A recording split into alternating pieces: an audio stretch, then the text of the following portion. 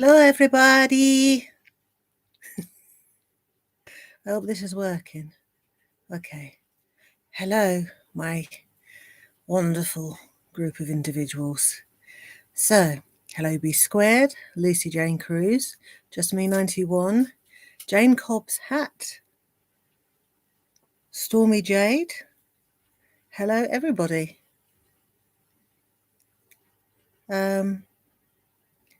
Oh, thank you so much, Violet. Hello, Blondie and Ragamuffin, 89, holding on for the tab, Anita, it ain't that. Well, hello. Hi, Kathleen. V or 5? It's 5, isn't it? Or is it V? Oh, Bogwentia. Drama Llama, hello. This is Morris's Reads, Granny Noodles. Havza your mum. Garlic Preddle, hello. Pitter Princess, Lana Boo. Insolent Violets, Crime and Crochet, Anna's Gags, Desiree, Mama Anna, Tigers, Femme Sweet Caroline. Wow. Kerry Butler, Face of America, crying in the club. Vicious Lee. A very, very happy Halloween to all of you, and thank you for joining me. Right. Oh, yes. I tried to look evil, but then glasses. I forgot I wore glasses. So, yeah. Demon librarian. No, nobody knocking on the door. Doesn't be so much as a thing around here.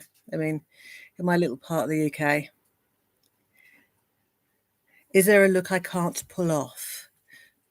Garlic bread.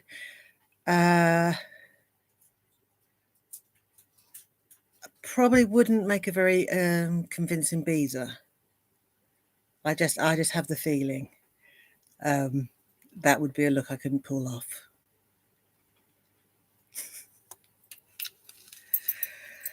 Did you get to see my date with Satan? Oh yeah, well, I had a lovely time with Louis, but he's a bit busy at the moment.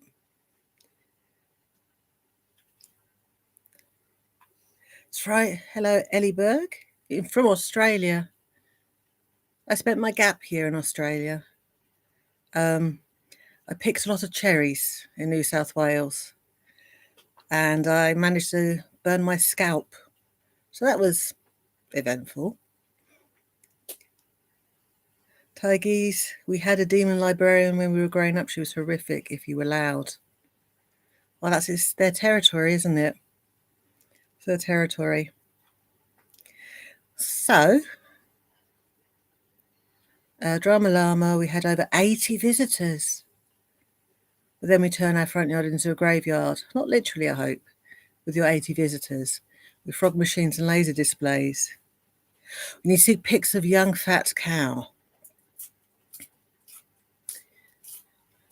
I'll have to ask the original. I can't call my mother a fat cow, that's rude.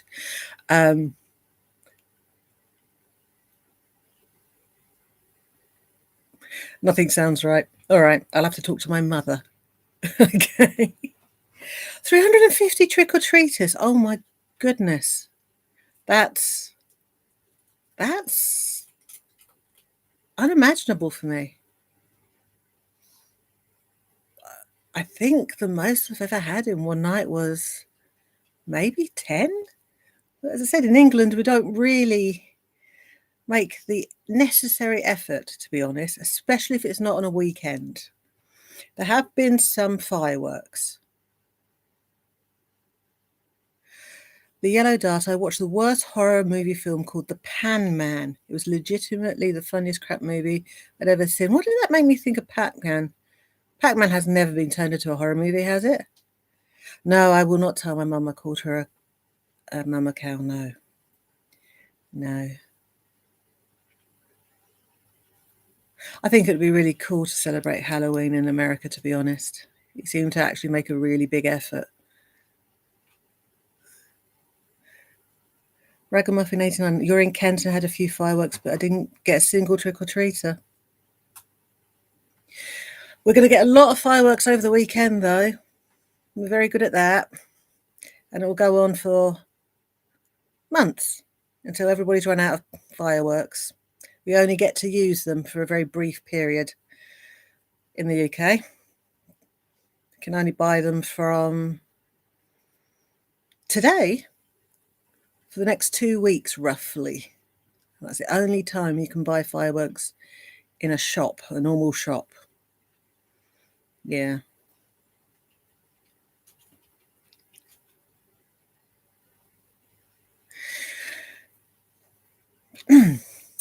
Right. The yellow dart. I grew up in Canada and it was huge there, which makes me a bit sad and nostalgic now as I've lived in the UK for the past 20 years. No offence, the yellow dart, but why did you leave and come here? I would love to go to Canada personally. It looks gorgeous and the people seem pretty friendly. I'm just me, 91. I'm 33, never brought a firework.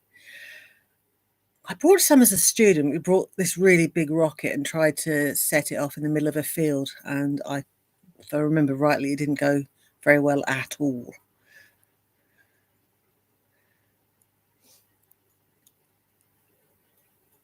Yeah, that was the last time. So the last time I brought a firework was 30 years ago. Unless you count sparklers.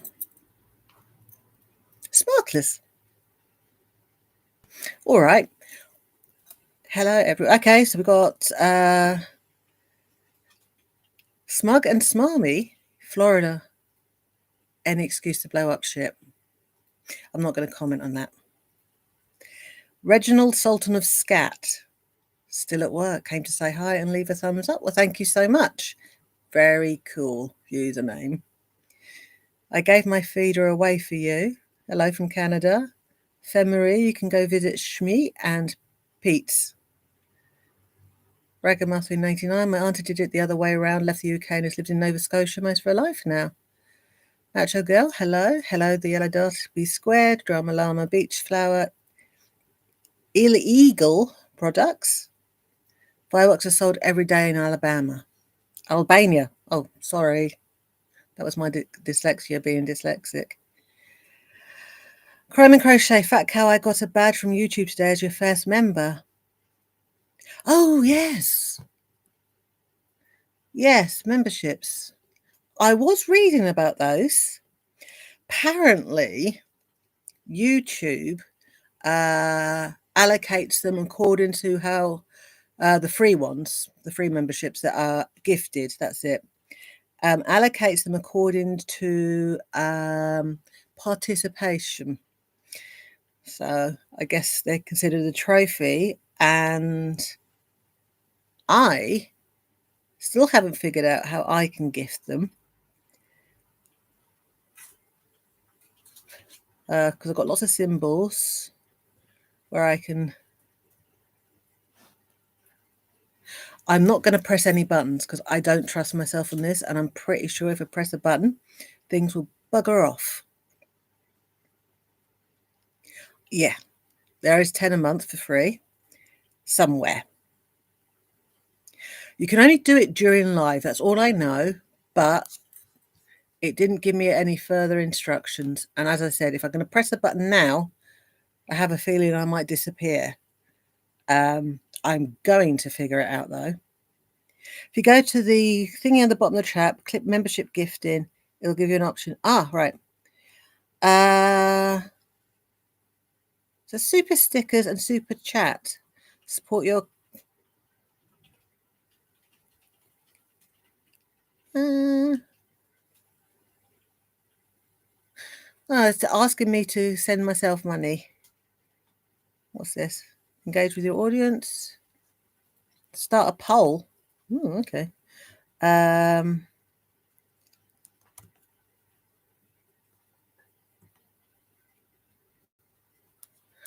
Oh, so that's where all the pairs are.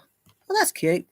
It's not giving me an option to give memberships.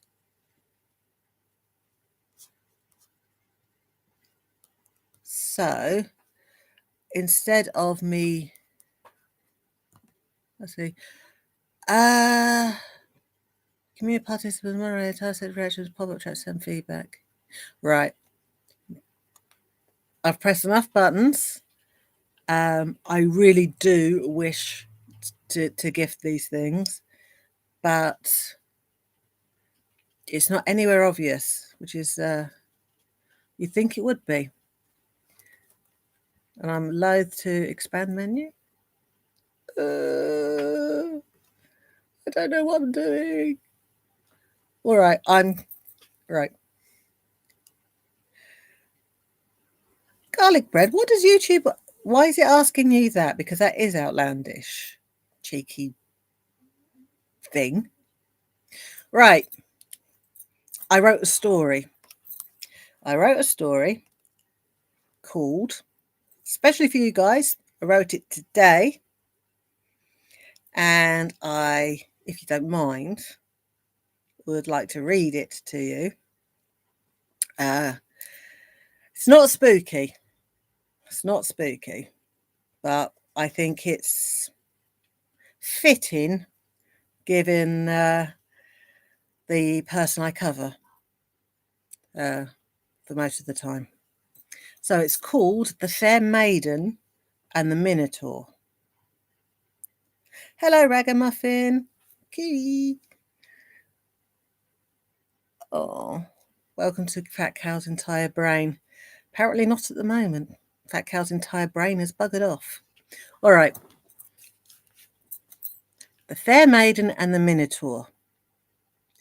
Once upon a time, in a digital world far, far away, there was a fair and virtuous maiden whose beauty and innocence distinguished her from almost 90% of other citizens of her land. She was woefully misunderstood by the villagers, who themselves were a vile and mean-spirited group of people who preferred to occupy themselves with the activities of the fair maiden, some would say obsessively so, than concern themselves with actually having a life. The fair maiden, through absolutely no fault of her own, had many enemies, and though she was good and kind and honest and humble, these disgusting and sad individuals, who quite frankly were secretly jealous of the fair maiden and her brilliant intellect and captivating beauty, would belittle and mock the maiden, despite the fact there were obviously nothing to belittle and mock the maiden for. These self-righteous and delusional people belonged to a neighbouring village that festered with bitterness, envy, delusion, and poor hygiene. Many of the inhabitants were decrepit creatures who would have been better suited living in cages. Ogres, goblins, strange gelatinous ghosts, foul-smelling, genitally deformed beasts, and cardigan-wearing bearded behemoths.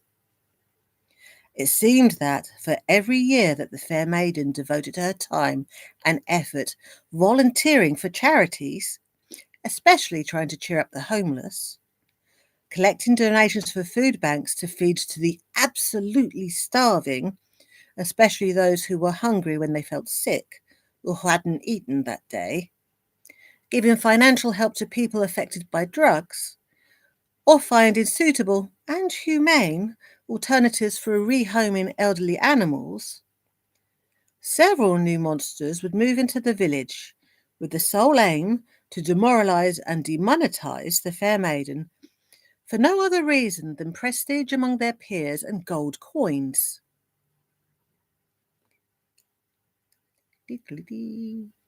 Oops, sorry. The fair maiden could not fathom why these monsters were so intent on tormenting her so. Was she cursed as a child?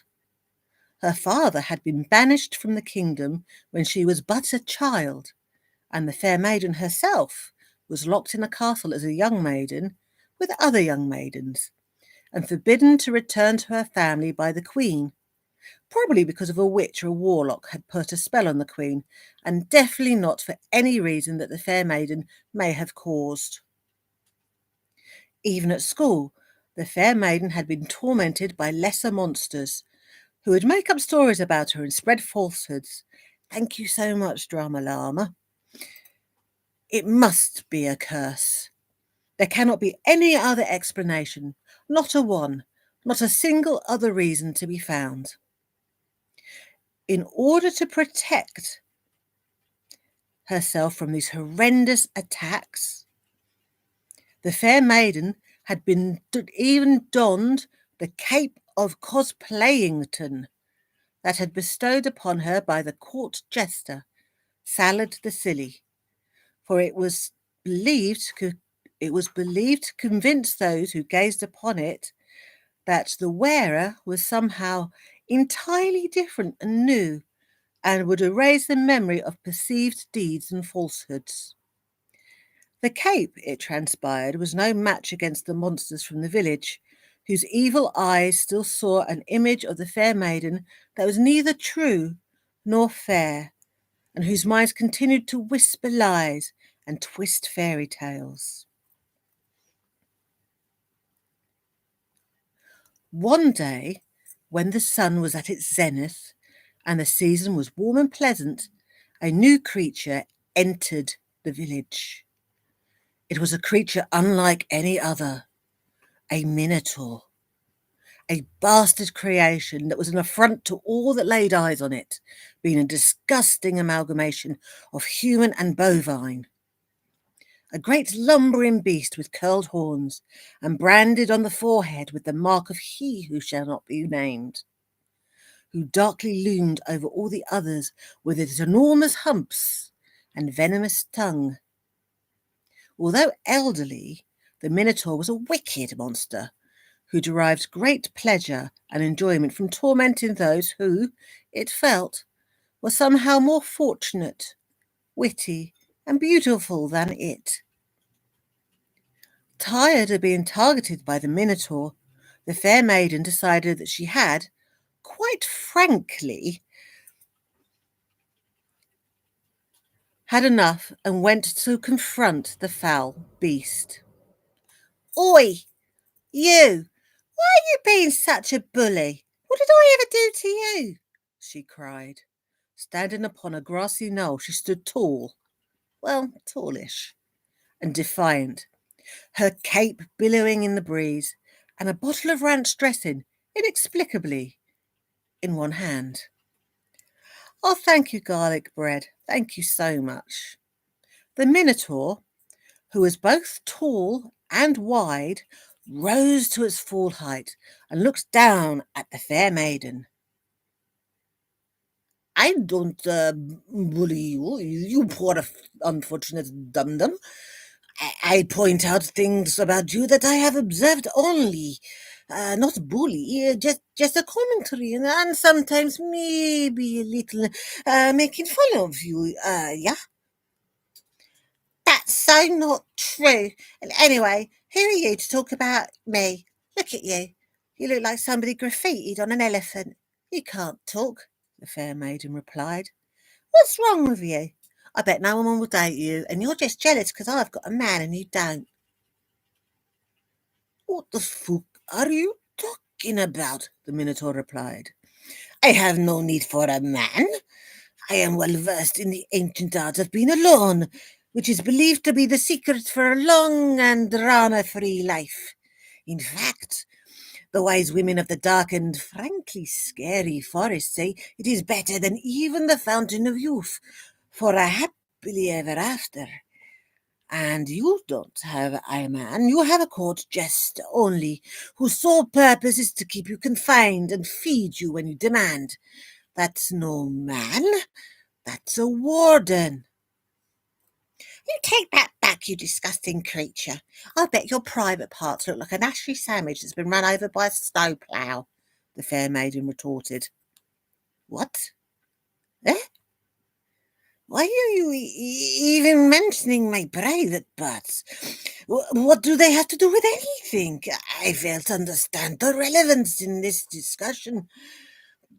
Do you, my child, think that I will be offended by such a bizarre and, if I'm to be honest, a really weird insult? It was an insult, yeah?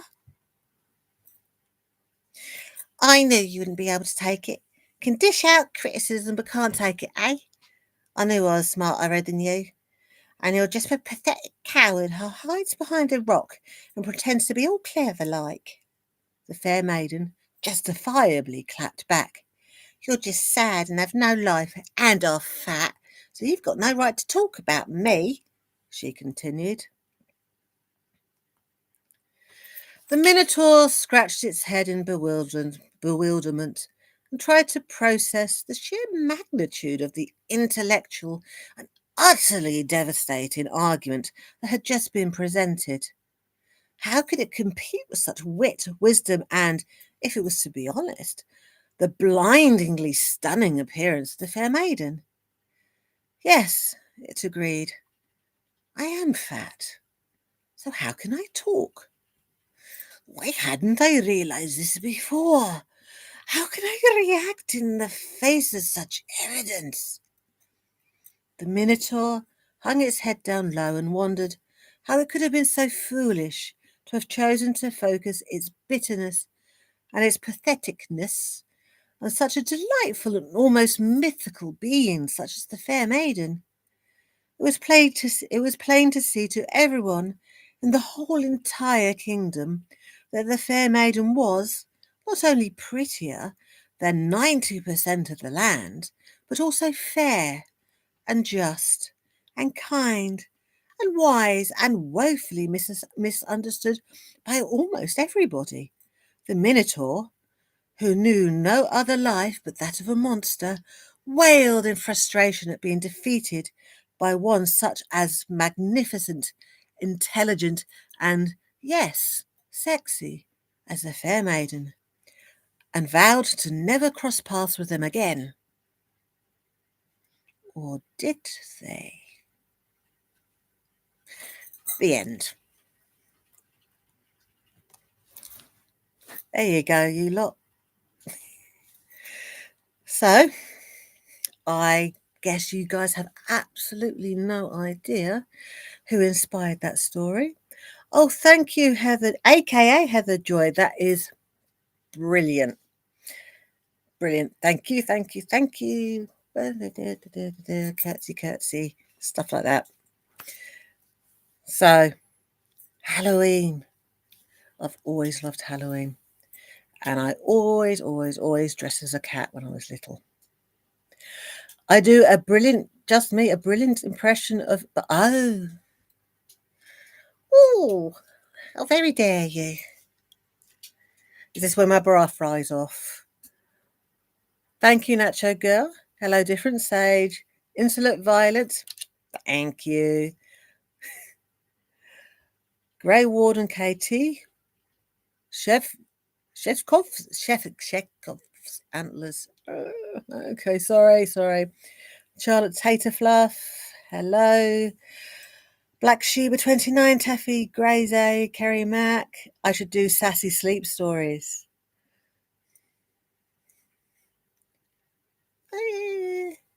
I will think about it. Dark Empress, you're such a talent. Oh, don't behave. Thank you.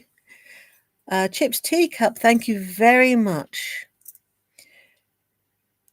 Porcelain, yeah, destined for great things. Thank girls. Well, that's a compliment. Thank you. Oh, Taffy, Graze.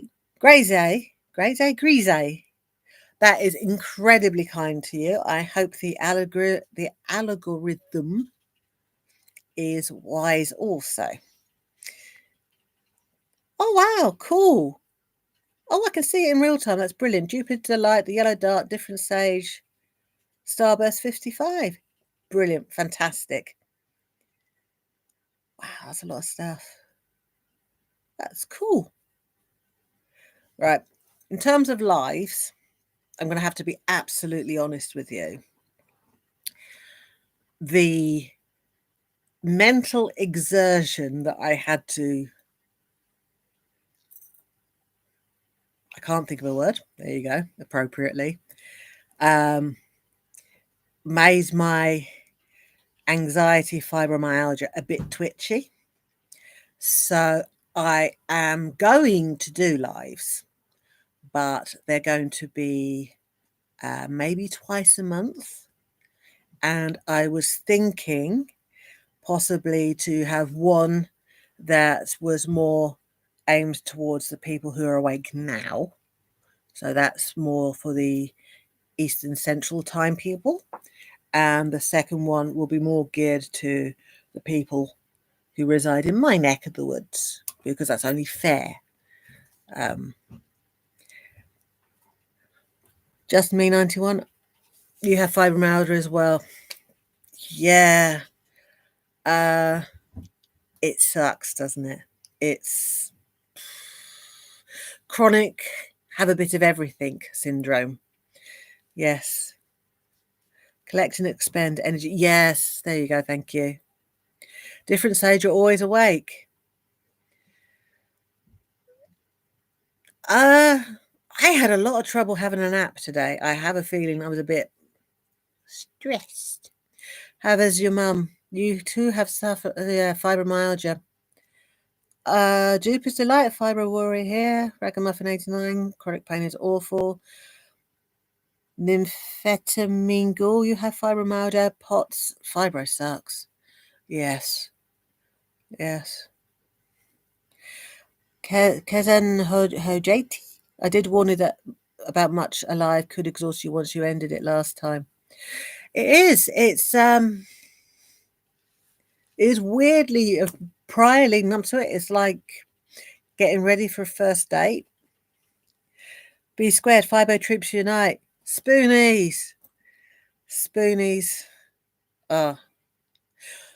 I remember learning about spoon theory because I kept seeing spoonies pop up. Smugs and Marmy, you'll be valued per pots. Vicky Burns, three excited little boys who couldn't wait for trick or treat. Toddlers or, the middle. I can't think. What are people called? What are children when they're not toddlers, but they're not the preteens either. They're just kids, aren't they? Tanya P. Fibre sucks all of my energy, both physically and mentally.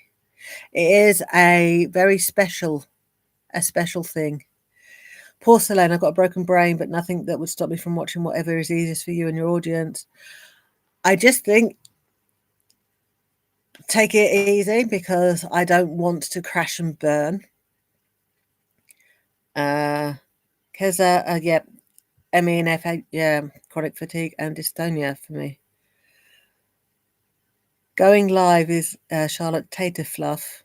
Going live is like entering the battle ring in Girl World.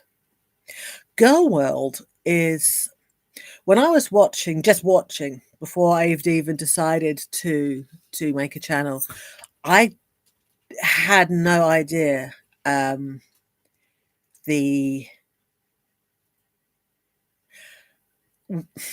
how involved Girl World was with itself. It's like a little offline TV series. And it's really hard to follow because everything keeps changing so much. The biggest thing I take from it is how many former Beezers are now like sworn enemies. You would think that Foodie would have made some sort of connection somewhere along the line, thinking, why are all these former supporters so completely at the other end of the spectrum now? It's incredible how lacking in awareness Foodie is. And she will say that she banned them, not that they left, which I've noticed as well, which is cool. Not cool. Cool's the wrong word for it. It just adds to the whole mythos that is Foodie Beauty.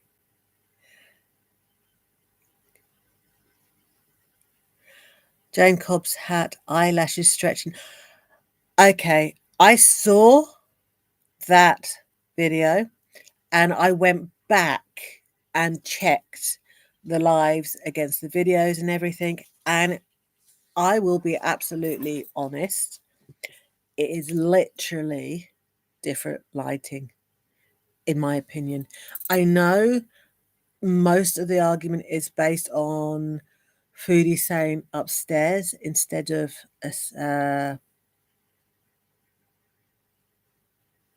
whether she said in the other room, and the TV frame is different. But when the lighting's really dark, you wouldn't be able to see the TV frame anyway. And saying that the sofa is a different colour because of all the shisha smoking, it is definitely a stretch. I do think Salah is staying somewhere else. I actually do. But I don't believe they have identical apartments with identical furniture, one on top of the other. It's too...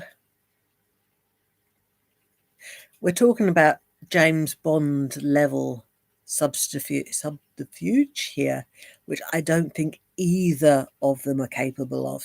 And also the amount of money you'd have to invest to replicate two apartments identically, I don't think is something they can even afford to, even if they were prepared to. Kezes, JT, you reckon he stays with mates as much as possible? Have you noticed that when groceries, the communicating via chat is really bizarre if they are in the same apartment at the time. It's really, really odd thing to do. And secondly, he will message the groceries are here, and then you'll hear the door open, but you don't hear interaction between the delivery person and Salah receiving the groceries. You just hear the grocery bags coming in, and it sounds, I think it sounds like him bringing the groceries in himself, whether they've been delivered to another apartment close by or he's brought them in himself and there is no delivery guy. I don't know. White Bird, I was totally afraid of Girlwood. I'm approaching much more cautiously. I will say I am impressed with the talent and education within the community. I like looking at them with the armchair psych. Yes. Yes. The entire thing, Anne Boleyn and Foodie Beauty, plus all the various people that have popped in throughout their times, girlfriends, boyfriends, side characters, whatever, is one thing to look at with a very analytic eye, because there's nobody, I wouldn't say the word normal, because normal is very subjective, but there doesn't seem to be anybody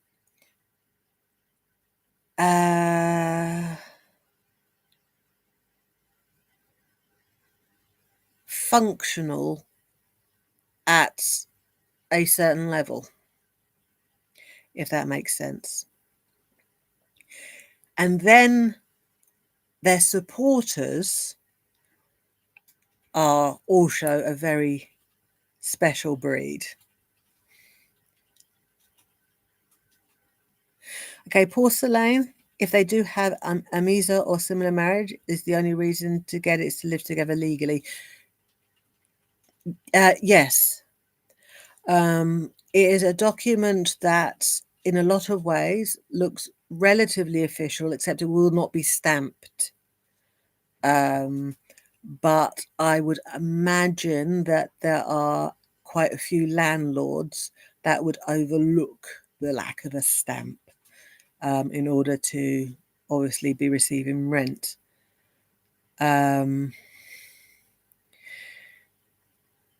If the suggestion that they got married in the back of pharmacy holds true, with an earthy marriage, or well, it's less earthy because earthy is kept secret from family, friends, and whatever, and it's basically a piece of paper that kind of is like a get out of free card for having intimate relationships, where a misère marriage is announced, but beyond that, it carries absolutely no weight legally in any way, shape, or term.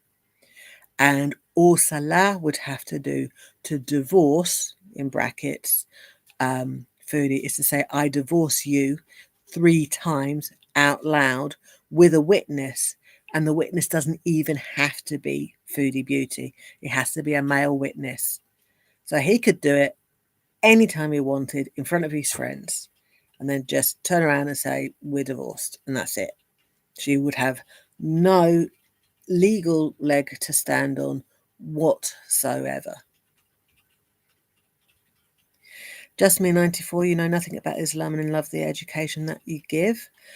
I very tentatively give, I wouldn't say it's education.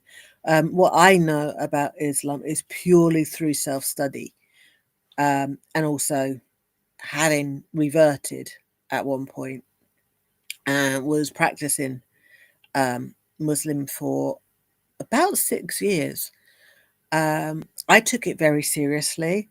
I did a lot of research. I had a work colleague help me. She taught me how to pray, what to say, the actions to perform, any of the necessary rules surrounding it. Women are not obligated to go to the mosque at all. Men are obligated to go to the mosque for every prayer. But if a room is set aside at work, that could be considered in its own way, attending the mosque. Even the least pious of men will attend the Friday prayer, which is the most important, because Friday is the religious day, the equivalent to the Christian Sunday. So the working week in Middle Eastern countries are Sunday till Thursday. Yep, that's right. Friday is the religious day. Saturday's obviously the day after. I am not aware of Foodie ever mentioning Salah going to the mosque to pray at all.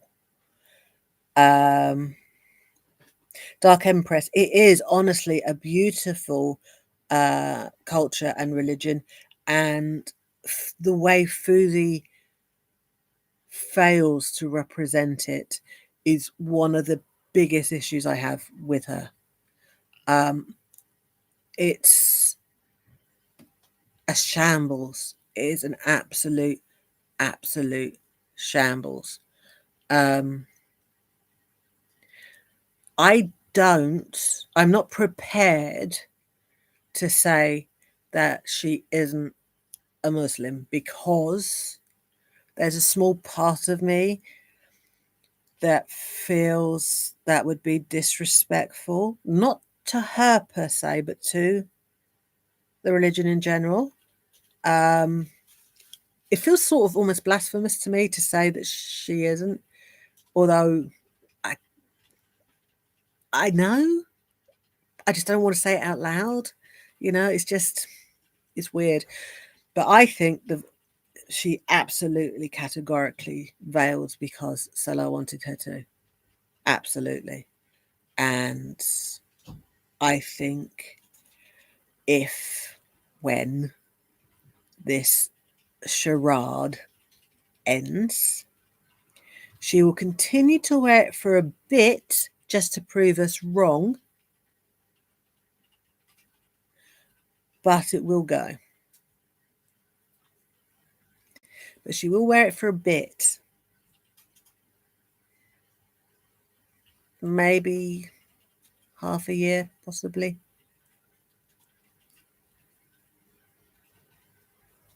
That's me, 91. I'm married, so I know how marriage in the UK works. But to me, it's so interesting when you speak about the different marriages. You are extremely respectful. And I can tell you, love the culture. Brilliant. Yeah, no,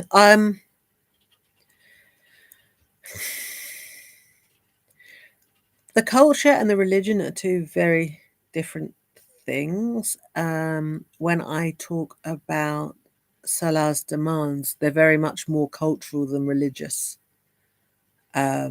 because the Quran does not say cover your hair. That is based on the teachings of the Prophet Muhammad, peace be upon him. And as a Muslim, you are obligated to adhere to the words of the Quran because they are the words of God. But if you like more pious, it would also follow the teachings of the Prophet Muhammad, peace be upon him, which, incidentally enough, when Salah said to Foodie, you are not allowed to pluck your eyebrows, that's not in the Quran, it's according to the words of the Prophet. However, he might be trying to suggest to Foodie that she has to do these things, but if Salah followed the words of the Prophet, he wouldn't shave. So he's been a bit of a hypocrite, which is incredibly surprising. I think you would all agree. I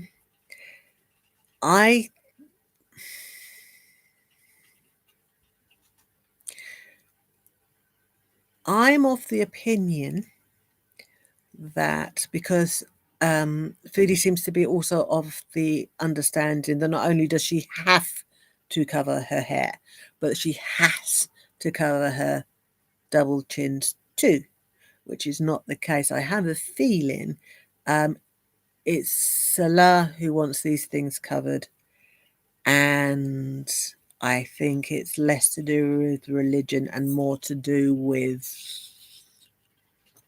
the presentation. Raven Ultree. I tried to do my Halloween makeup, just washed it off. I'm not good at it. This was not what I was trying to do in the beginning. Absolutely not even closely resembles what I was trying to do at all. It went horribly wrong for a bit, and so I had to smudge everything. Oddly enough, when it went wrong, it had quite a few similarities for the makeup that Foodie did for herself, which is quite funny. Flying spaghetti monitor. She doesn't have much hair to cover. The thing is when I see videos of Foodie before she was veiled, it shocks me. Because I'm so used to just seeing this bit now that when you see how she was prior, and presumably smaller as well, you've got to bear in mind the magnitude of what is currently hidden shocks me. So if she was to unveil again, I think we probably be rendered speechless for a bit. Yeah. Tanya P. Chantal chooses to be a Muslim when it fits her narrative. She's making a mockery of the faith. Yes, she is. She only remembers she's allegedly Muslim when attacking other people, which, quite frankly, is not very Muslim of her. Why has the chat slowed down so much? There aren't many here. I don't know. It's on the same time delay as last time, but you're right. There's not so many people here. I have no idea. I'm so sorry, though. Dark Empress Foodie used to be more light-hearted and funny. I don't know what happened to her, but she's so dark, empty, and hateful. She moved to Kuwait. Kuwait destroyed her. And there was a lot of people saying that she only moved to Kuwait and married Salah to get back at Nader, or in an attempt to make Nader jealous enough to want her back. And at the time I thought, well, that's really far-fetched. That's really unbelievable. But now it's like, that's not nearly as far-fetched as it is. I think she started this just in the hope that Nader would change his mind and choose her and not Didi. And I actually believe that should Nader declare his love for her now and ask her to come back, she would, in a heartbeat. Yeah.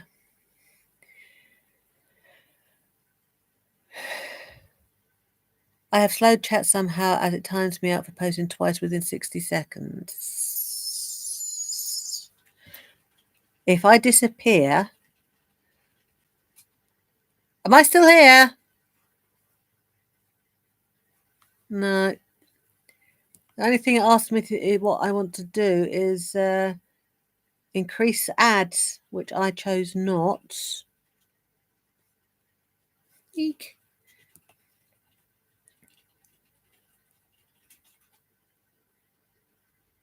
Nope.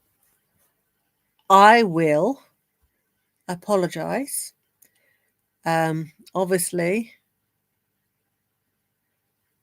there is a sweet spot between too fast and too slow that I've yet to discover. But I will ensure. Thank you so much, everybody. I missed that one that's at the top of the 10. Hang on, I can click on them, can't I? I can click on them. 1 second. I am so sorry about that. Snagglepuss, thank you so much. That is brilliant. Thank you, thank you, thank you. Very, very, very kind.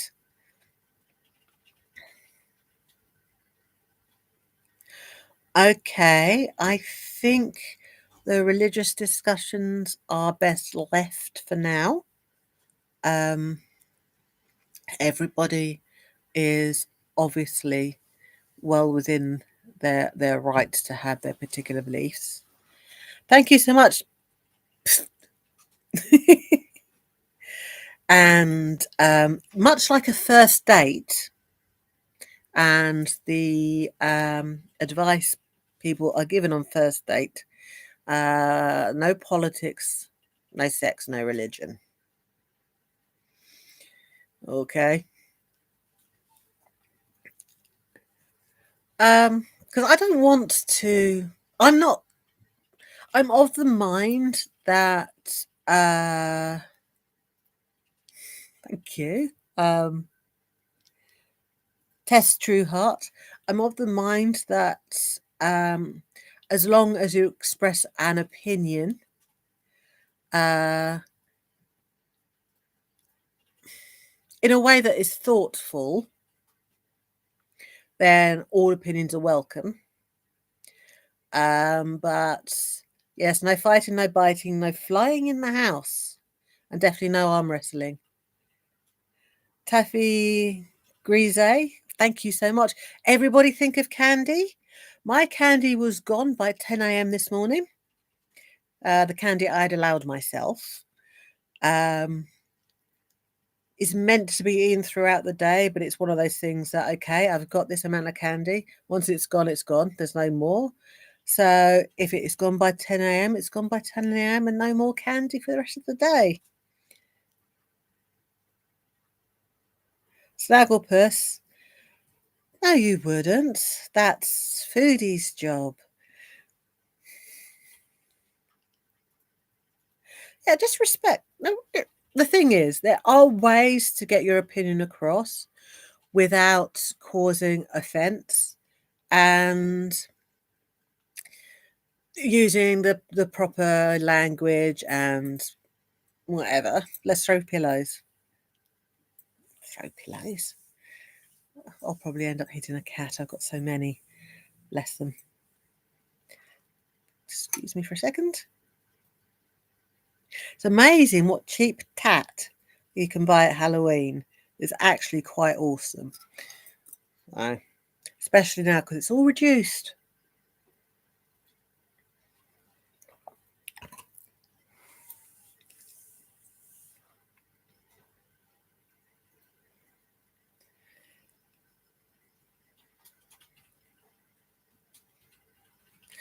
Suzanne Owens, it is super interesting how the algorithm of Facebook almost dictates what you become interested in. For the life of me, I can't understand why I watch Foodie Beauty.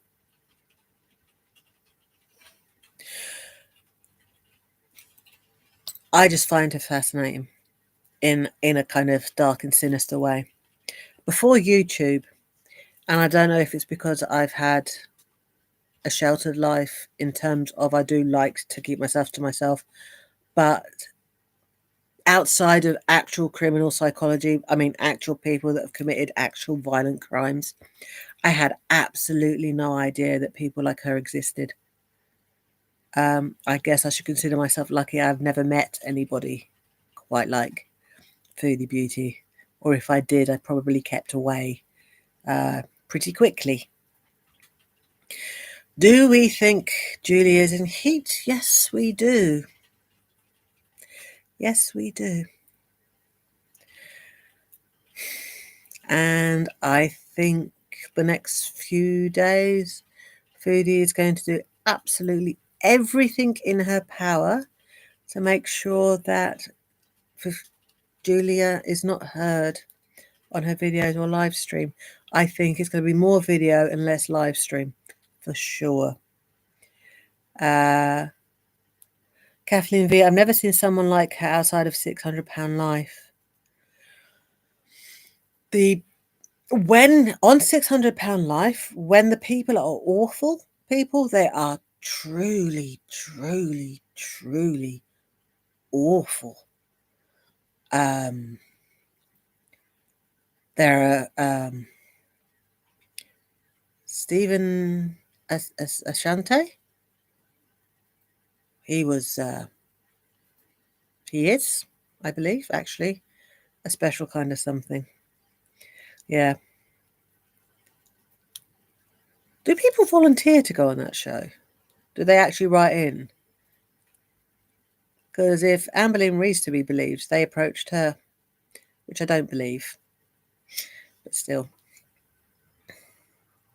Welsh Rarebit. Something tells me she will just go to the next vet for the cat for another hormone shot and lie to the vet. Yeah, the thing is, that hormonal shot was meant to be only given once and once only. And I believe that when they went to the second vet, they didn't mention it. Porcelain, thank you so much. My first super chat to remind everybody you recently filmed yourself putting a pink vibrator to a chocolate brownie to elevate its vibrational energy a la Foodie BS, and it was the best video ever. Thank you so much for your light. When the very instant Foodie said high vibrational food, it was exactly where my mind went to. And I felt like a really naughty child doing that. I was in two minds, but it got the better of me. It really got the better of me. Yes. Yeah. That oh, excuse me. Oh dear. Just saw the Halloween mukbang recap from Lexi Lime. I just saw the Halloween mukbang recap from Unicorn Pondo. It's we're officially done. We've all been saying it, but the health arc is officially over now. Pack it up. It is over, folks. The character she was called No Face from Ghibli Ghibli Studios, Spirited Away. She was the unhappiest looking no face I've ever seen in my life. And it was, quite frankly, for want of a better word, pathetic. I mean, she hyped it up so much in Thailand and then said they weren't doing it. And then earlier she said, oh, I'll go on my laptop and we'll watch Halloween clips together and we'll talk about horror film trivia. And then suddenly we have this sad little clown-looking thing eating donuts. And that was it. I mean, it was more than I expected because I didn't expect the shopping extravaganza with the GoPro, which was expertly handled. So there was one more thing than I expected, but I really thought she'd do a live. She made it sound like they were definitely doing a live.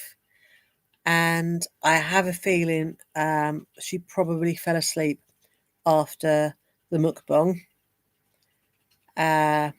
Still with all her makeup on the sofa. Icing and various other gooey sweet things plastered around her face. Yeah. Mary Sparkle, she doesn't think before she speaks and believes what she's saying, what her viewers want to hear. I think she lives vicariously in the future and thinks about what she wants to do and kind of hopes she will. So she's not necessarily lying about what she wants to do. She's being woefully unrealistic and is therefore lying to herself about what she's going to do. We are, when prior to going to Thailand, all she talked about was all the things she was going to do in Thailand. And when she got to Thailand, she did Sweet FA. But while in Thailand, all she talked about was all the things she was going to do when she got back to Kuwait to do with Halloween. And as we can see now that she's in Kuwait, she's doing nothing about Halloween, but she is talking about all the things she's going to do the next time she travels. So she likes to talk a good game about future stuff until the future arrives and suddenly she's talking about the next lot of future stuff. A type of dreaming through life. Wuggy butts. Natural ginger. Her complexion was looking pretty horrific today. No need for the Halloween mask. The GoPro doesn't have filters. So I think that's as close as we're going to get to. Well, no, because obviously it went through editing afterwards. So unless it's alive on the GoPro, we are not going to see the actual reality of the situation. Dark Empress, her beezers are there to entertain her only, not the other way round. Her beezers are there for company. Her beezers and her subscribers also are there for content. Because have you noticed when she goes on live, she has nothing to independently talk about unless she's angry, and she merely reacts to things that are being said by the beezers. They prompt her to create content and to talk. And if nobody is saying anything in the messages, she has nothing to say. Nothing to say. Tigers? Why does she get so quiet and sneaky when somebody comes to the door? Theories? I think she's not allowed to be there. I do not think she's allowed to be there. Or, whether it's because Salah is if Salah is the only person now renting it, if you know what I mean, or whether Salah's not meant to be there, they're not listed with the realtor or the landlord as a married couple anymore. And so the thing is, in Kuwait, cohabitation is against the law. It's considered public indecency and would result in Foodie's deportation and Salah's imprisonment should they get caught. Which, if that's what they're doing, because it's the illusion of cohabitation, because as I said before, I don't think Salah is actually staying there, but also because they're not married, as in the whole charade doesn't work anymore. He's not allowed to be in the apartment with her anyway during the day. A single female should not be in an apartment alone with a man who isn't a blood relative, or at the very most an in-law, as in married to a brother or sister of yours. No, the non-Muslim Katsi, I believe, she would be arrested but then deported. She wouldn't be incarcerated.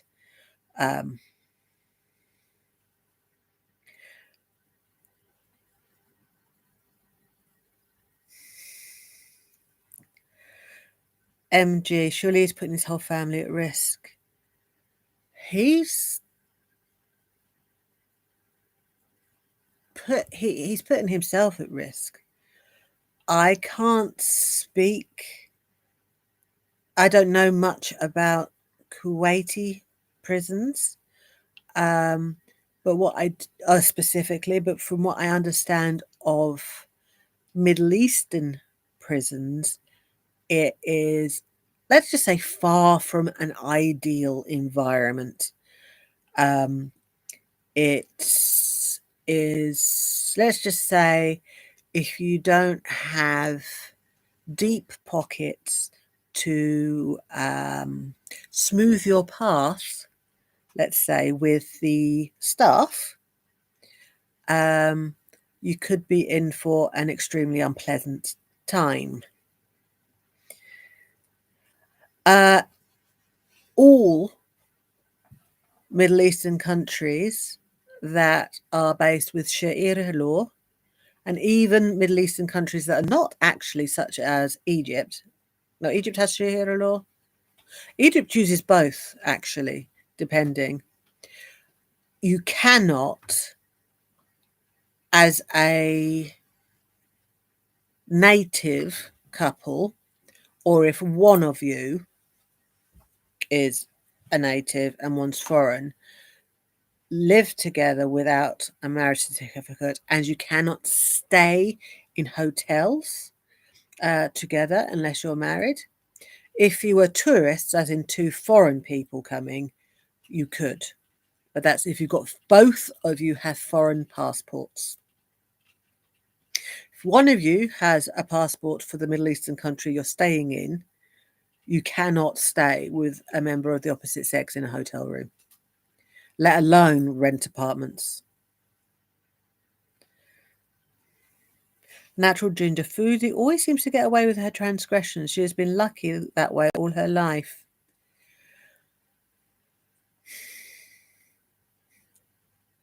Foodie always gets her way, as she always has from very, very early childhood.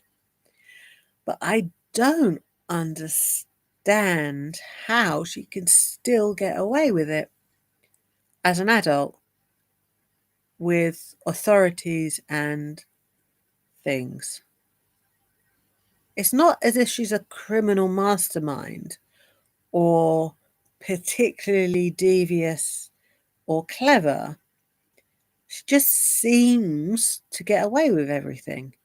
If I try to do even 10% of the stuff that she's done, I'm pretty sure I would get penalised, caught, punished, whatever the consequences are, pretty much straight away. There seems to be some kind of, I don't know, is it luck? Is it like life just playing a joke? As if to say, ha ha ha, you know, she might be horrible, she might be an unpleasant person, but I'm going to let her get away with stuff. I don't know. Wuggy butts. Lord protects children, drunks, and fools. Oh. Snagglepuss. The baby talk is just creepy. Also, the instant helplessness and childness actions and the faces, that very peculiar child look like I'm innocent, I know nothing face she does. I can't do it. You know the face she pulls, that sort of I'm vacant, I'm the face. Let's call it the Forrest Gump face. She does this face that's really childish, and I guess she's trying to be innocent, maybe. That she does along with the childish sort of things. I don't know if she's trying to do big doe eyes like the cat from Shrek or something, but the grocery receipt, the Oreos, the Snickers, the pickle thing, where Salah brought the pickles in and then snatched them away from her. That behaviour, that is infuriating in a grown adult.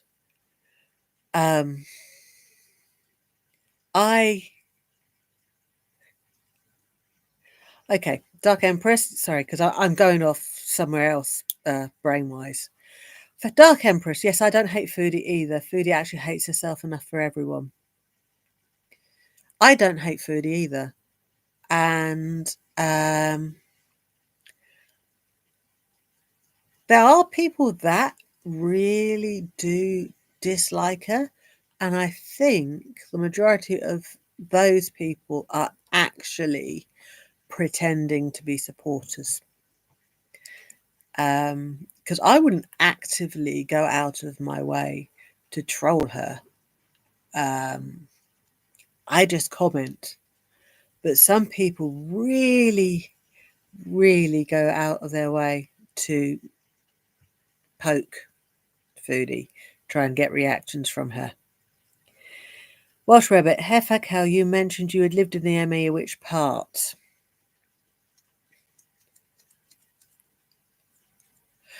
Okay, look, the reason I've not immediately come out with it is it's a very long story involving my ex and me not wanting him to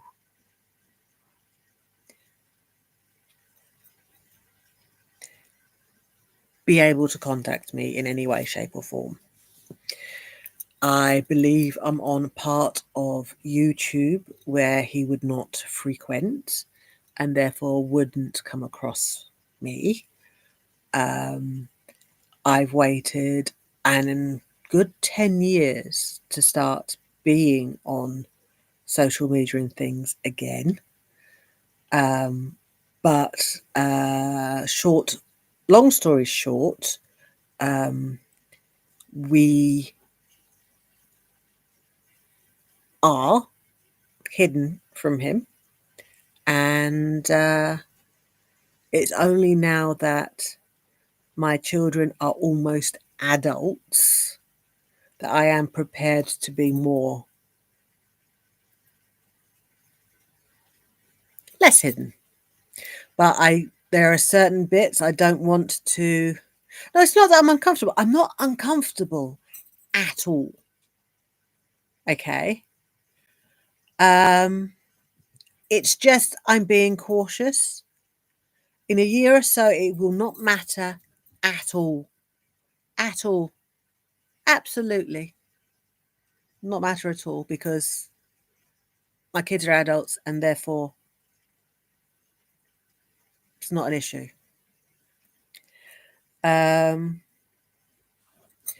But it was a very bad relationship, which was escaped from, and thus I can't explain it in a way that it's very obvious what happened. And so I say I've been in the Middle East, but I won't say where, because just having our word out can make you easier to find. It doesn't take much. If somebody is determined enough to find you, as you see on Girl World, it doesn't take much at all. It's scary, actually, if you think about it. Scary how easy it is to find people if you really wanted to. Sorry, Windhammer to Kathleen V, because I obviously missed what was going on before, but I just saw the sentence "touch the poo," and yeah. Dark Empress, there's a lot of DV survivors we can definitely understand and sympathise. Yeah, it's a very, very, very common story. A very common story. So I am vague for a reason, and it's got nothing to do with YouTube or Girl World or the people on it at all. I have nothing to hide. If it ever comes to the point that they want to dig up my past, fine. I just hope I have another year before that happens. Welsh Rarebit, am I concerned? I am less concerned, given the most important part of the whole thing is once my kids are adults, it doesn't matter anymore in terms of he can't force spending time with them. Past a certain age, if somebody petitions to see their children, the children can say no, and the court has to respect what they say. So, very soon.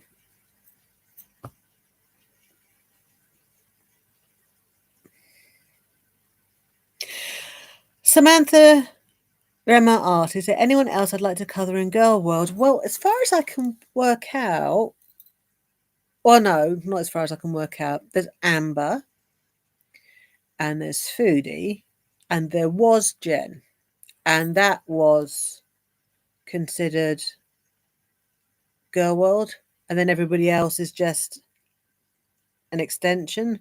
But now I guess what you mean in Girl World is some of the other reactors or the side characters or things. Because it has been mentioned to me quite a few times, if I wasn't to cover Foodie Beauty, it's only fair that I also cover FFG. Now, I haven't watched a single thing about FFG, be it her own material or reactors. All I know is from what I've been told and what Foodie has said. And obviously, I'm going to reserve judgment on that one. I've heard of glitter and lasers. However, she's a peculiar one. She's not. Oh, there goes my spider. Is she a lolcow? Glitter and lasers.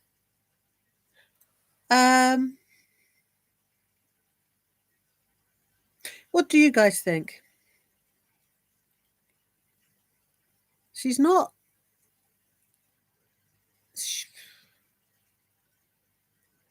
She's more about her brand, isn't she? She's very brand orientated, whereas Foodie and Anne Boleyn are accidentally,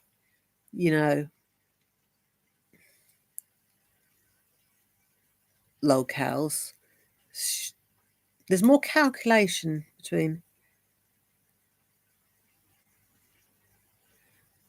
Sorry, Anna makes money legitimately, but she cannot realise her stitch.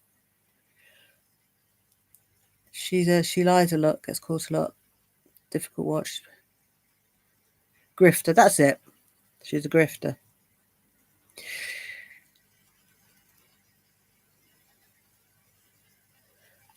I get the impression that glitter and lasers used to stand for something at one point in terms of the body positivity. But I think she said the grift became more important. And the medical misinformation is horrendous. Absolutely horrendous.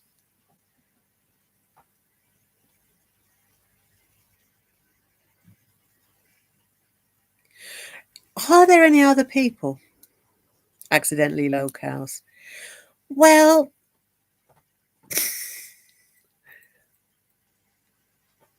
are they the original locals, or were there people before them, or were locals something that was created just for them? Or is I don't know. But there's something about glitter lasers I find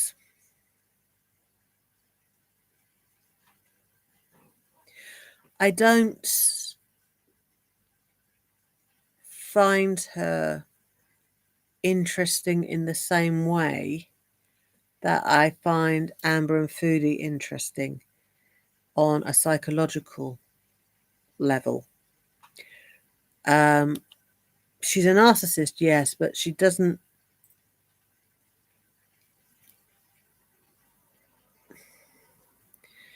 She's shrewd.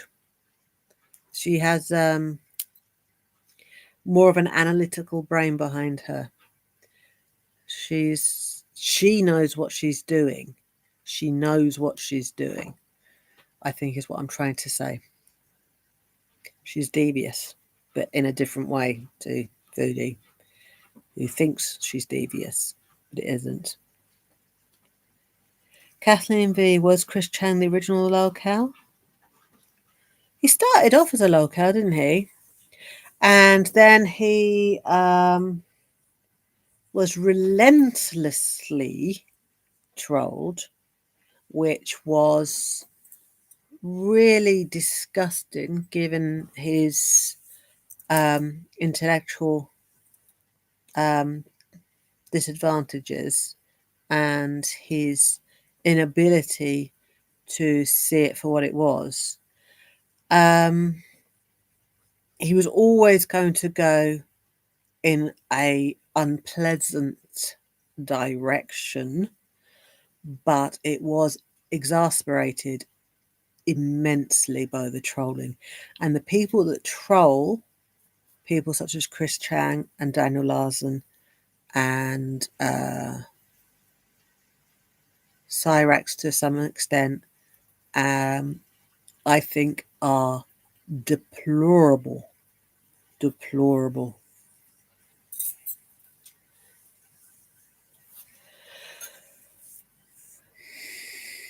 Yes, exactly, Dark Empress. I will not do commentary or reactions on people who are literally incapable of understanding the severity or the consequences of their actions. That's what's different with Anne Boleyn and Foodie is they are aware enough to understand what they're doing and what the reactions would be. They just don't care.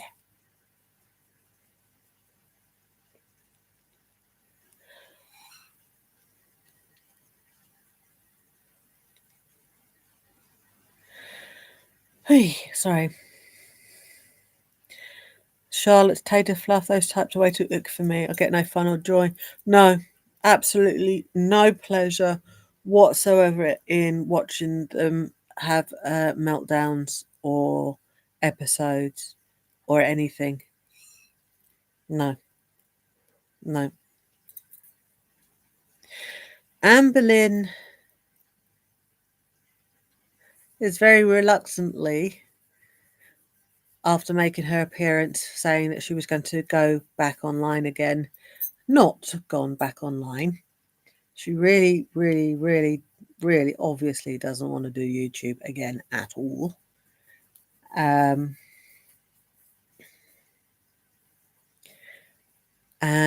I think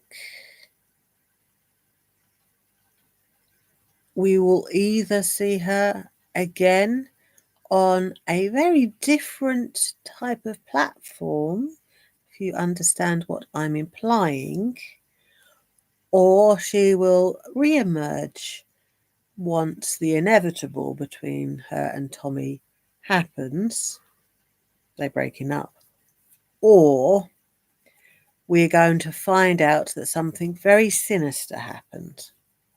That's the only three things I can imagine happening now. But a continuation of her YouTube career is not one of them.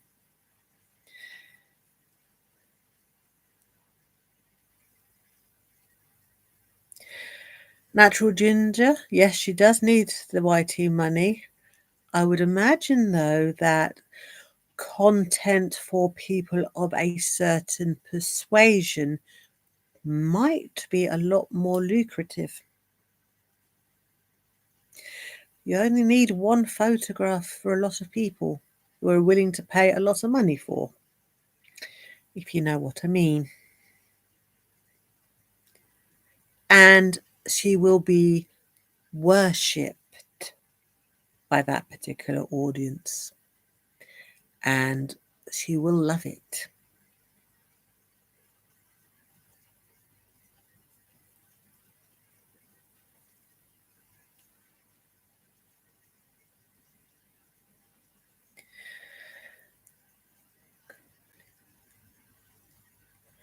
Head Foodie Beauty. Any attention is still attention. We love the negative side of people. It makes us forget about the bad things in our life. Very, very, very true. Schneider Frauder, I believe it's the watching people because it either confirms our thoughts, as in, yes, I do that too, or it makes us realize that other people are more unfortunate than ourselves.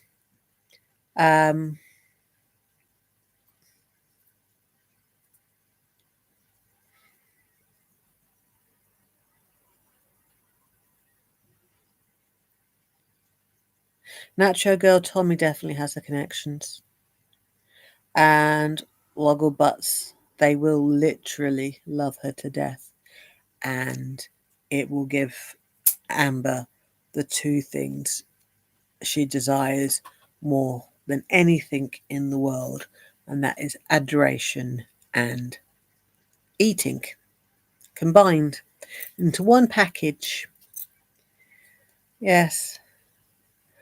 Just me 91. I'm a really chunky person and I wish I had Foodie's confidence.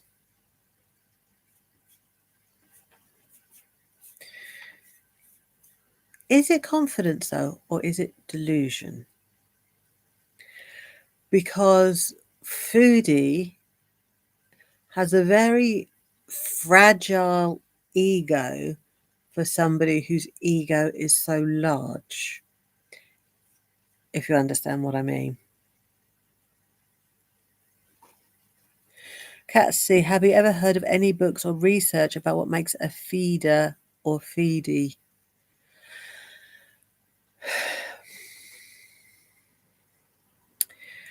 The thing is, it's a very difficult field of study because it is considered paraphilic. It's a sexually motivated endeavor.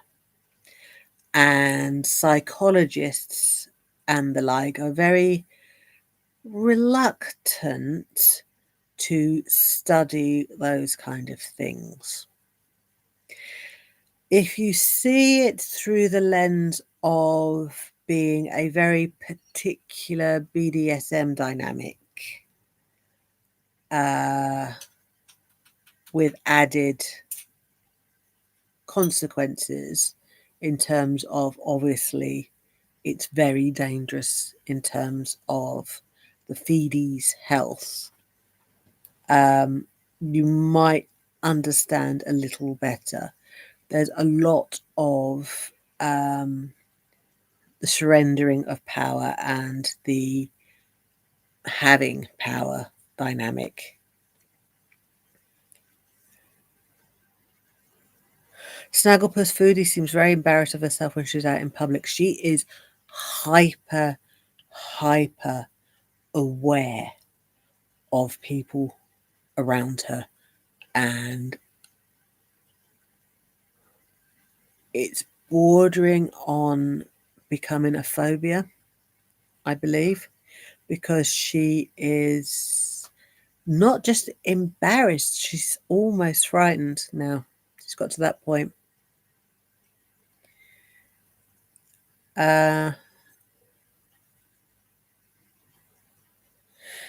Alyssa M. Korsmeyer, thank you for being here tonight. I'm going through some really heavy, scary stuff, and this is giving me a break from thinking about it.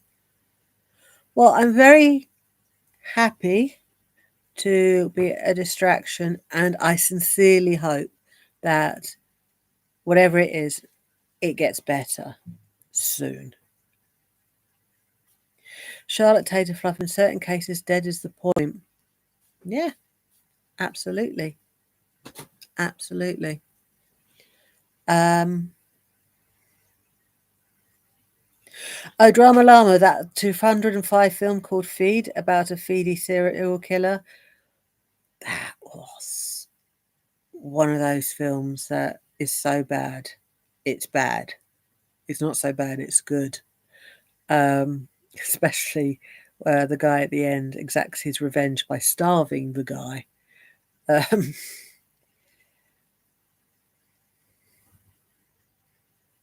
Whitebird, Snagglepuss, as we say around certain tables, an egomaniac with an inferiority complex. Exactly. Foodie has very, very low self-esteem and a very high self-esteem at the same time. Which I'd imagine would be really uncomfortable to live with, to be honest. She does have reverse body dysmorphia, which is an actual thing, which Amber has as well. And she's admitted it without actually giving it a name, is they both believe they are smaller than they actually are. And when they see themselves, they see themselves as smaller than they actually are. Whether that was always the case or is a result of basically being filtered all the time, I don't know. Probably it pre-existed the filters. The filters just didn't help.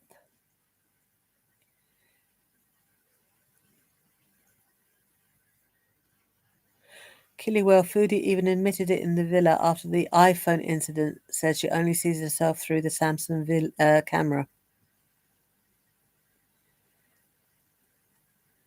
Do you know how I see myself? You know when you catch your reflection in a shop window? That's how I see myself. I don't... And the thing is, I can't tell myself I'm being dysmorphic or not. I don't... Sorry, I've... makeup. I forgot I've got makeup on my head. Because... Put it this way. I look in the mirror, I see somebody who's fat.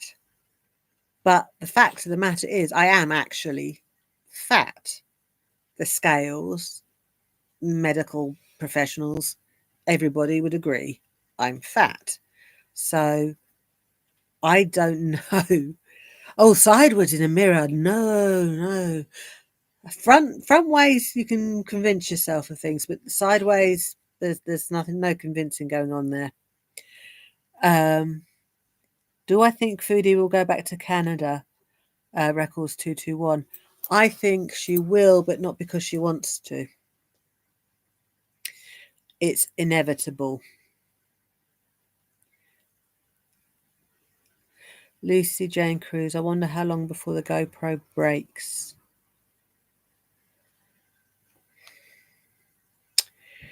I don't think the GoPro will break.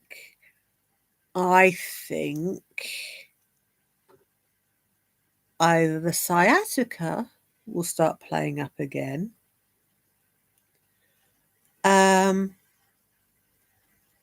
They want private time as a couple and therefore suddenly don't film everything they do together when they do go out. Or some other very convenient reason for not filming content on the GoPro will happen. You think the GoPro will go? I think the GoPro was suggested by Salah under the guise of making content for the couple's channel, but is really just a toy he really wanted.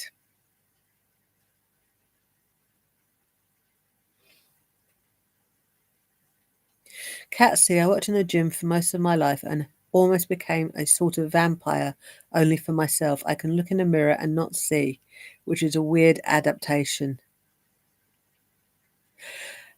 Very much in the same way that we don't see our own nose, although we are actually seeing it all the time. Your brain decides not to see it because it's always there in a weird way, I think. I will not deliberately use filters. I've accidentally used some because YouTube Studio on a laptop, when you do a live, has filters. And the default, it goes from 0 to 6. 6 is just, in my opinion, what I look like when I'm not wearing my glasses. Very blurry. But the default, absolutely categorically, unless you physically change it, is 3, medium fuzzy. So that if Foodie says there are no filters on live, she is very much mistaken. I forgot that there are filters in live until just now again. But I guess the fact that I'm also got like 10 layers of makeup on my face renders the whole needing the filter thing mute currently. But I won't use filters deliberately. I do not go out of my way to use them. I think they are pointless because unless you want to live in a fantasy, that's what you really look like. And when people meet you in real life, that's what they're going to see. There is no point, especially on dating sites. I really fail to see if you genuinely intend to actually physically meet people in real life.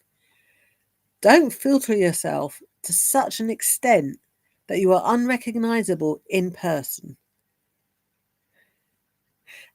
Thank you, Tater Tot 46.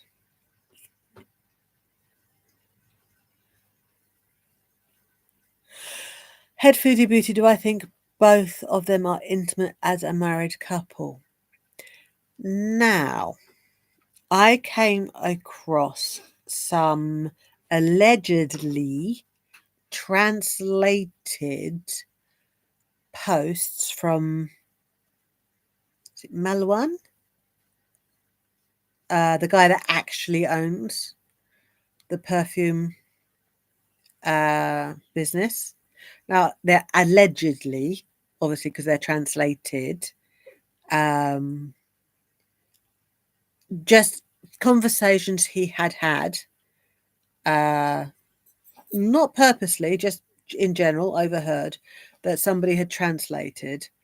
So take all of this with a big pinch of salt. But allegedly, Malwan said that Salah had to be intimate with Foodie a couple of times because of the money she had given him. That's the whole thing. That's the only thing that was said. What was also said, allegedly, by Malwan is that Salah was under the impression that Foodie was a very different personality before he met her, and that she was somebody who genuinely repented and regretted her lifestyle and desperately wanted to change and become a proper housewife and a trad wife and to embrace God. And that for a very, very little while, when she first arrived, she tried, but it didn't last for long at all. Alyssa M. calls me there. Sorry, I'm so sorry. I don't know about the intimacy. Would you say if they weren't? She would never say, never admit they weren't. However, I did a video a while ago about the Red Room, the very, very, very first apartment. Okay. And it featured Foodie talking about the first apartment. I think it was just called Red Room. Now, when she was talking about when they first met and when they first spent time together,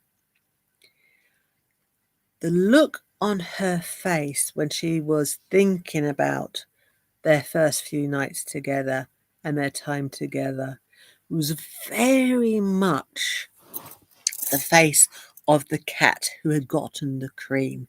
And I thought to myself immediately, she got some.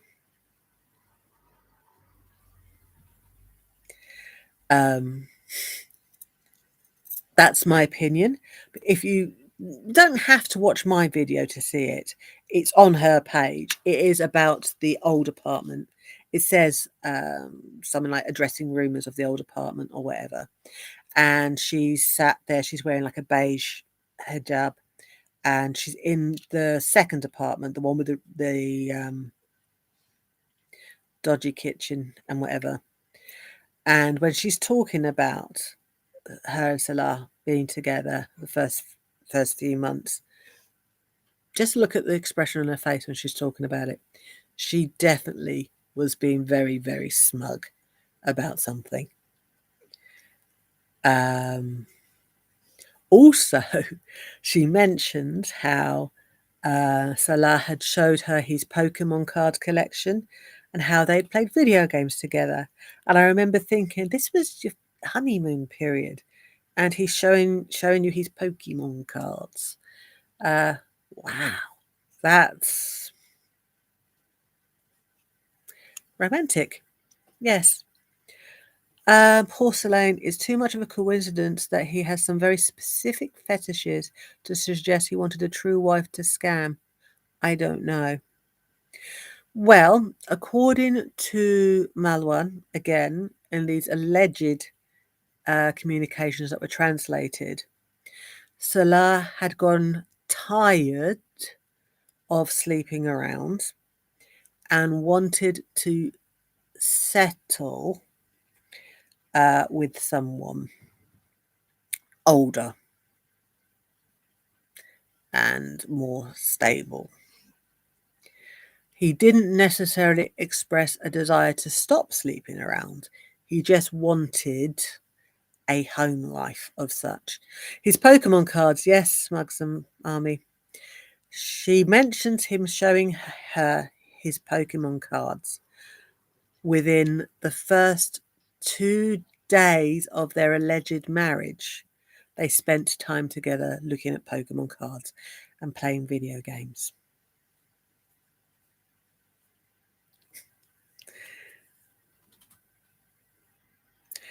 Kaiser Hojedi, the last man online who asked me to send a picture of me playing with myself, got a picture of me and a Harry Potter figurines and a wand. Perfect. Perfect. That is the only way to respond, if at all. Q, tiny, tiny wee wee, poor guy, unfixable. Can I just say that the medical procedure done on that particular member was very similarly botched to the medical procedure a certain ex of mine had. Yes, not the prettiest thing on the planet.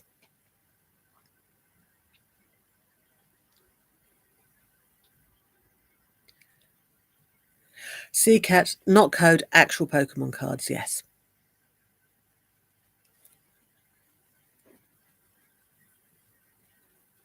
Kathleen V, Pete, do you think he has some developmental issues? Sometimes he seems so slow.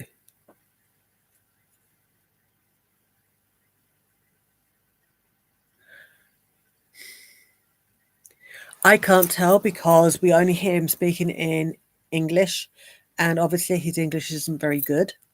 So I can't base his intellect based on his English. Given the Pokemon cards and the gaming and everything else, I wouldn't say he was intellectually challenged. I would say he was developmentally still a teenage boy. But there again, Foodie is a 12-year-old developmentally. So that's probably why they get on. And when I get on, I mean their shared interest in bullying other people that they seem to both get so much enjoyment from.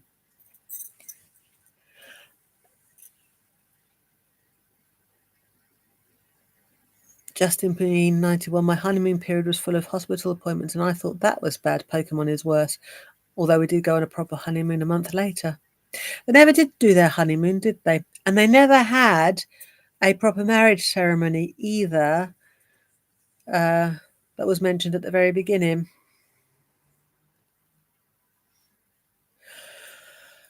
Cat C, was it done later in age? Never seen. No, it has to be done within. Has to.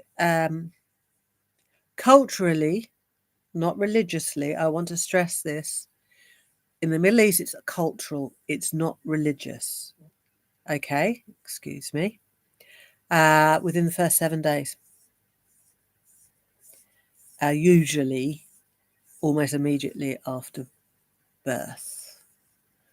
And so I think given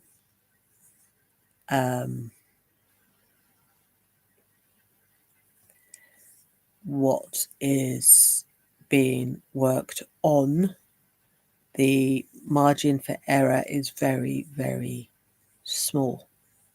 And because you cannot determine how it will end up as an adult,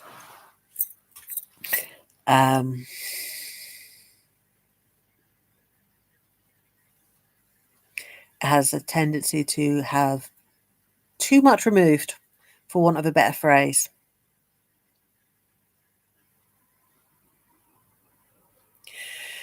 Justin Me 91, she never showed wedding photographs. She thinks she'd had them all over the place. I think that she was told that the marriage she had was one of the ways marriage was conducted in Kuwait, and she either believed it 100% or willfully chose to believe it. And never bothered educating herself to learn either way. I feel in the beginning, in the very, very beginning, she genuinely believed she was married legally. I do not believe that to be the case anymore. Okay, just to say, it's been an hour and 45 minutes, so we'll give this to 2 hours again, so I can make my very awkward goodbyes, if that's okay with everybody. Also, it's... Sorry, I'm staring at the clock but not reading it. I'm very good at that. Betty Boot, body dysmorphia is so difficult to manage. I have no idea what I look like. Haha. I was 150 kilograms at my highest. Kept off 80 kilograms for 4 years now. Amber was my catalyst. Well, firstly, 80 kilograms is incredible. But secondly, and I mean this with my whole heart, keeping the fucker off, outstanding. I'm very good at losing weight. I'm absolutely pants at keeping it off.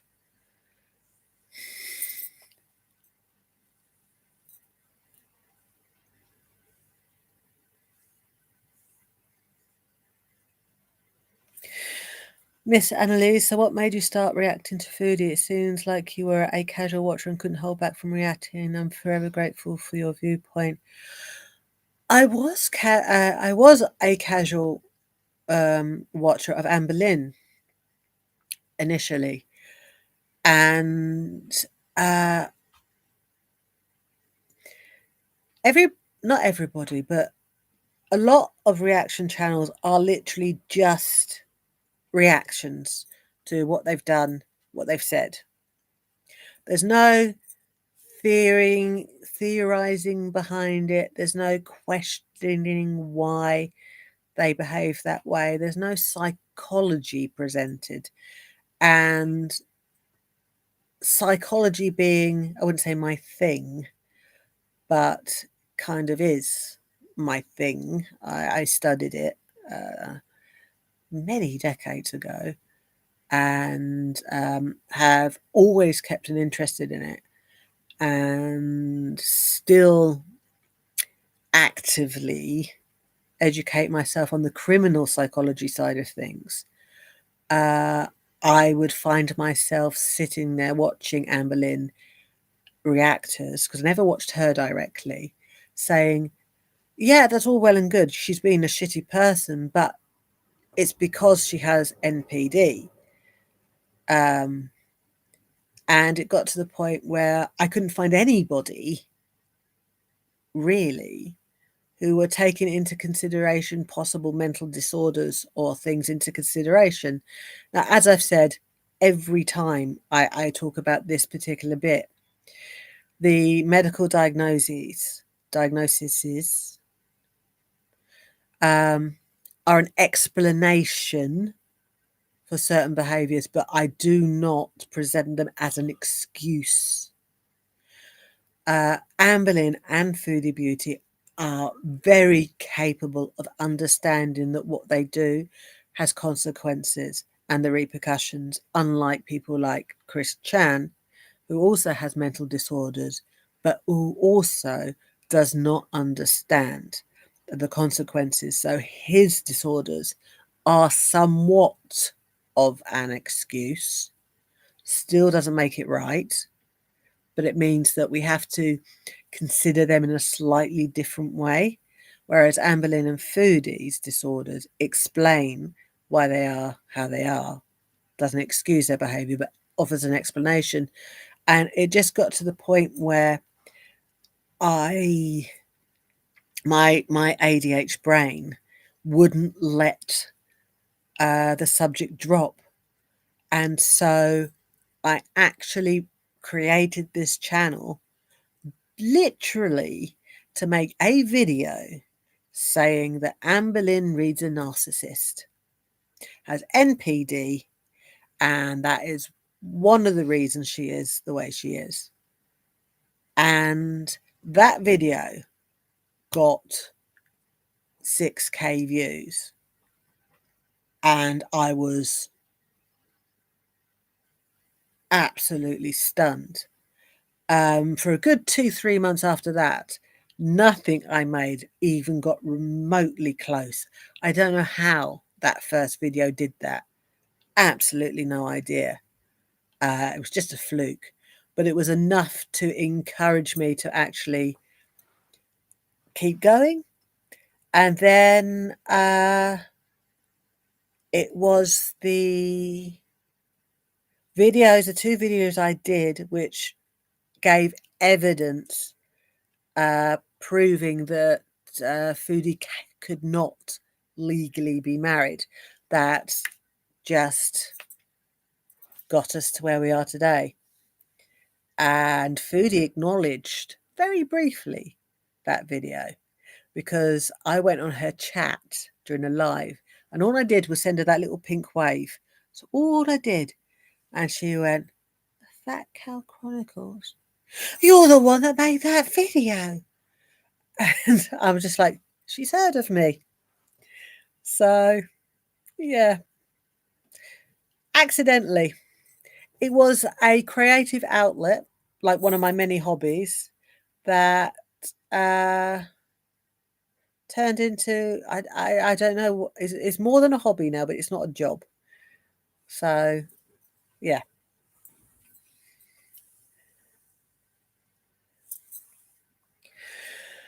Oh, just me at 91. Your channel is perfect for me. I watch reaction channels and I question how Foodie's brain works, and you always manage to explain them in a way I understand. Thank you. I try. I also try to make it less serious, because humour is a very, very good way of getting information across. Magda Kois, I'm so sorry. This has been a very fun and interesting. You're keeping me company at work. Thank you, PCC and all. You are more than welcome. Attention deficit hyperactivity disorder. Guilty. Absolutely guilty. Nacho Girl Foodie makes Amber look boring. For a while it was the other way around, yes. But Foodie, Amber's, maybe she's settling down in her age. Maybe not. I think she's just gotten what she wants, and now YouTube is no longer interesting to her. Betty Boop, Lisa, ADHD is attention deficit hyperactive disorder. People with it struggle with focus and excessive executive dysfunction. Our brains work too fast and it can make life harder for people. Hope that helps. I would say personally, for me, it is nigh on impossible for me to have a single thought in my head. Other things will zoom across, interfere, barge in. It's why I can't meditate. I tried meditation and it tells you to focus on one thing and one thing alone. And I'd be sitting there trying to meditate, and suddenly the thing I'm focusing on appears. And instead of continuing, I'll go, "Oh, I've done it." And suddenly I'm not focusing anymore and I'm thinking about something else. Mew, I mentioned a creative in your first live. Did you make your horn headband? No. The horn headband was an incredible find from a shop in the UK, unfortunately called Poundland, and cost me exactly £1 sterling. However, these skeletons up here, this skull here, this mask here, and a few various other bits and bobs that are around, I have made. I did a video recently, just randomly, because I was sort of trying to prove a point that there was more to making content than just eating, and that maybe you know, there's other things that can be done, like having hobbies. Head Foodie Beauty. I love the videos you play off her cameos. I laugh so hard. Coffee all over my cubicle. Thanks for that, lol. Her cameos are... I've never seen her cameos, but her ads for cameos are god awful. And so, especially as she hasn't removed the bit, I live in Kuwait, so I can film at the beach or in the desert, or, you know, I'm like, really? Really? No, you can't. No, you won't. Natural Ginger Poundland is ace. Poundland is great for snacks. Absolutely fantastic for snacks. I'll tell you that for nothing. My makeup on this eye is really itchy in the corner.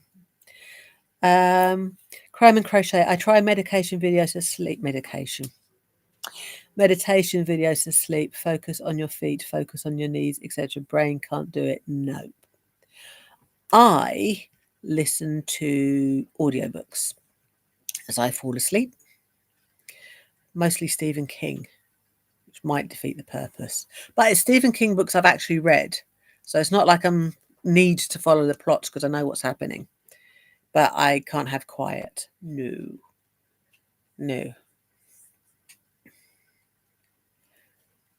The spider, I must know. It must make it or purchase. The spider was that spider or that spider? That spider is from Tesco's 3 Halloweens ago, and it's permanently up.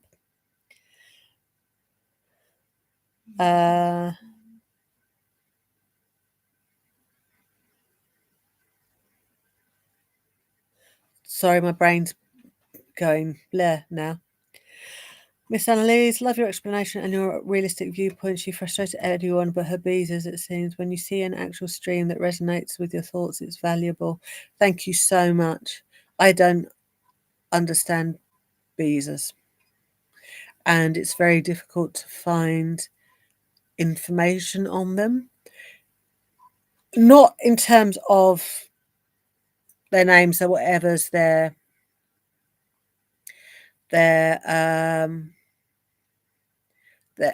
psychology. I'm interested in their psychology because I cannot comprehend how you can watch Foodie Beauty and not see what we see.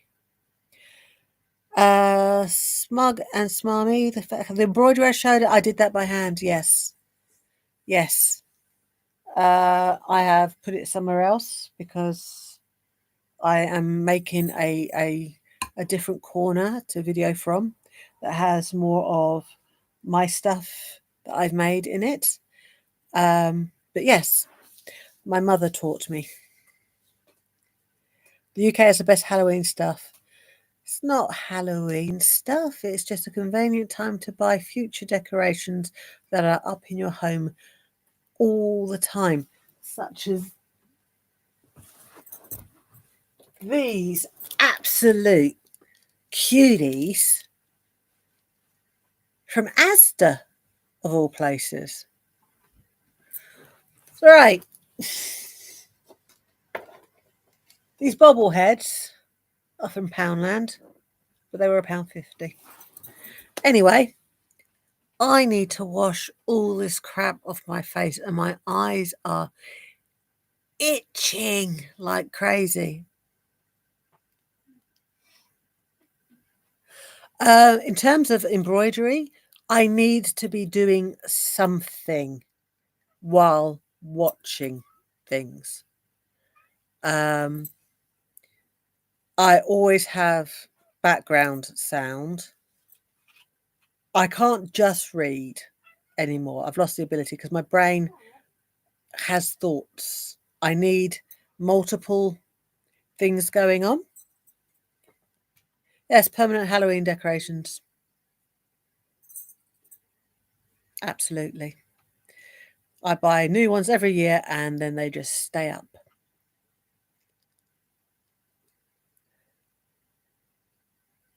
Thank you so much, e-learning corgi. E-learning corgi, what a cute name. Right, I have to wash this stuff off my face. It is driving my eyes absolutely bonkers. Thank you so much, everybody. This was brilliant. I love it. It's not nearly as bad as I thought I was, but let's see how I feel tomorrow after all this mental exertion. I'm probably going to be a bit bleh. And I will figure out stuff with regards to these lives. And as it's autumn rush, thank you so much, Emma Peel. Is that named after the guy with the umbrella and the bowler hat? Anyway, I'm going to go. Thank you. Wonderfully, wonderfully, wonderfully. You guys are fantastic. And thank you for respecting my wishes when I said that we shouldn't really talk about certain things. That is an absolute shining example to some other people of how to do things. Aren't we all wonderfully mature and grown up and logical adults? As I said in my last live, you are a phenomenal bunch of anti-beezers. Brilliant. Thank you so very, very, very, very much. Okay. And I will see you guys shortly.